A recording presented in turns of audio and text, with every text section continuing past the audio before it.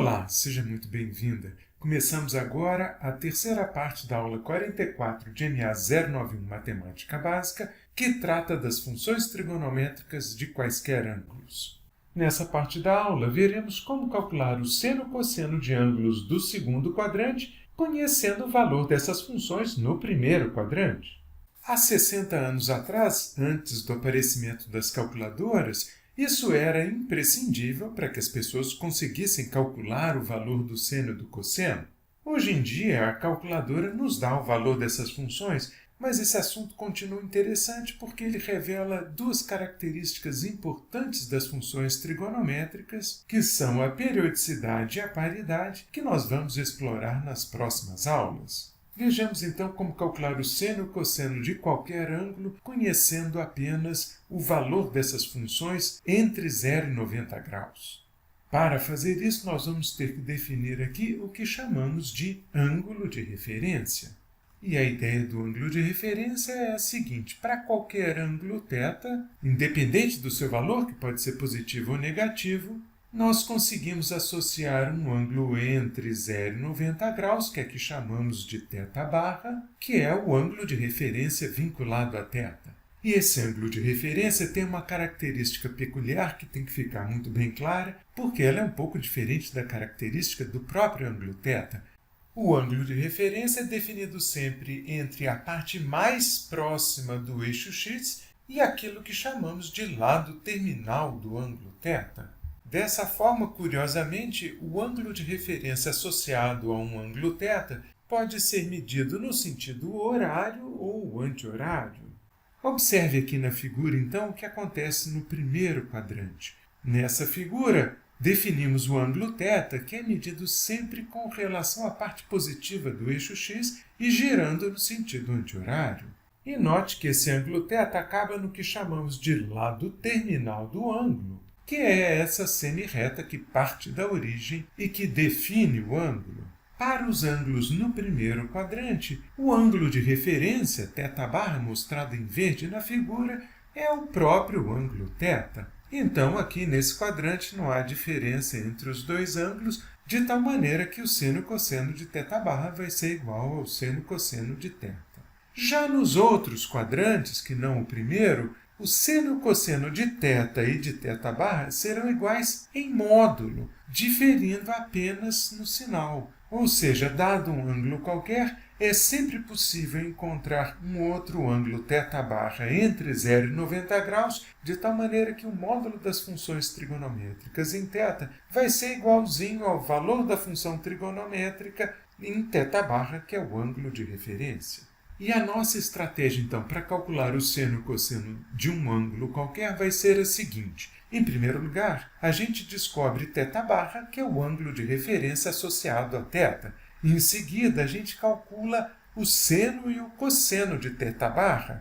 E, finalmente, a gente descobre o sinal da função trigonométrica em θ de acordo com o quadrante no qual o ângulo θ está situado. Vamos passar para o segundo quadrante e ver como aplicar essa estratégia. Aqui está. Repare nessa figura que temos um ângulo θ, mostrado em azul, que está no segundo quadrante. Observe que esse ângulo é medido sempre a partir da parte positiva do eixo x, no sentido anti-horário, até o seu lado terminal, que é essa semi-reta mostrada em vermelho na figura. Para esse ângulo θ, o ângulo θ⁻ de referência vai ser medido a partir da parte mais próxima do eixo x até o lado terminal. Então, como a parte mais próxima nesse caso é a parte negativa do eixo x, o ângulo θ⁻ é medido no sentido contrário, ou seja, no sentido horário, da parte negativa do eixo x até o lado terminal de θ.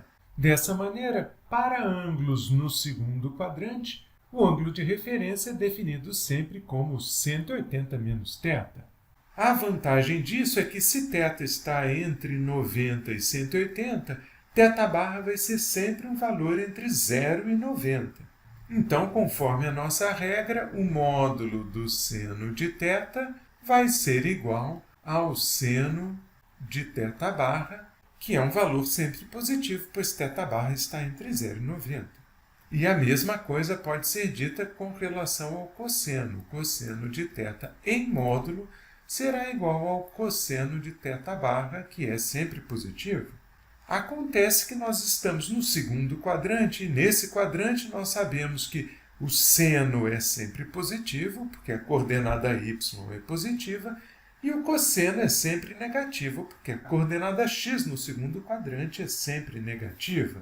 Sendo assim, nós dizemos que o seno de θ e o seno de θ barra são iguais no segundo quadrante e o cosseno de θ é menos o cosseno de θ barra nesse quadrante. Ou seja, o cosseno de θ barra é positivo e o cosseno de θ é negativo. Vejamos um exemplo.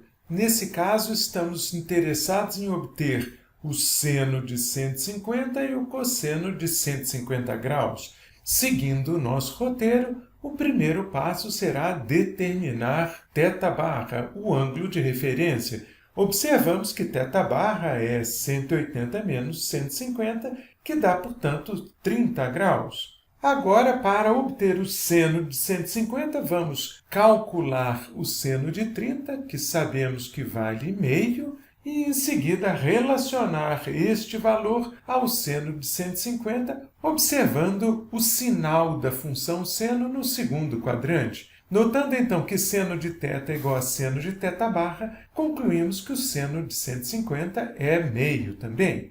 Já para a função cosseno, calculamos o cosseno do ângulo de referência, o cosseno de 30, que vale raiz de 3 sobre 2, e reparando que no segundo quadrante cosseno de θ é igual a menos cosseno de θ barra, concluímos que o cosseno de 150 é menos raiz de 3 sobre 2, ou menos cosseno de 30. Em geral, a relação entre as funções trigonométricas no ângulo de referência e as funções trigonométricas em θ podem ser descobertas a partir da circunferência unitária, não sendo necessário decorar as fórmulas apresentadas aqui. Observe a figura apresentada à esquerda para o nosso exemplo em que queríamos encontrar seno e cosseno de 150. Note que o ângulo de referência, que é 30 graus, é apresentado aqui no primeiro quadrante. E note que esse ângulo de referência também é mostrado aqui no segundo quadrante, mas em vermelho. Esses dois ângulos são simétricos com relação ao eixo y. Dessa forma, o seno do ângulo que é medido sempre sobre o eixo y será o mesmo para os ângulos de 30 e 150 graus, ou seja, para θ barra e para θ.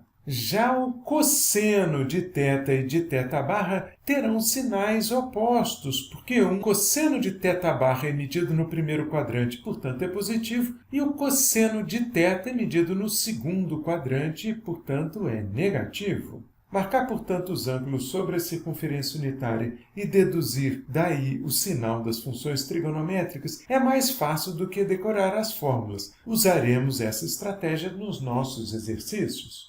Na próxima parte da aula, veremos como usar o ângulo de referência para obter o seno e o cosseno no terceiro e quarto quadrantes. Até lá!